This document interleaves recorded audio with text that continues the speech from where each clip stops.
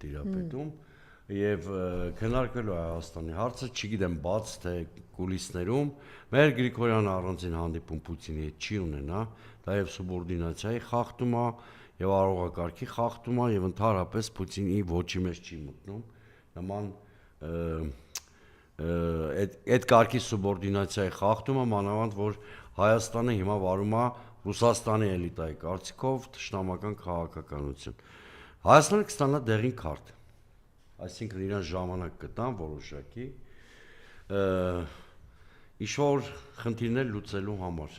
կամ այս արկածախնդիր քաղաքականությունը վերանայելու համար։ Ստեղ Ռուսաստանը վարում է քաղաքականություն, որը երկու նպատակ կարող է ունենալ։ Նախ փորձում է այս քայլերով ազդել Հայաստանի հասարակական կարծիքի վրա,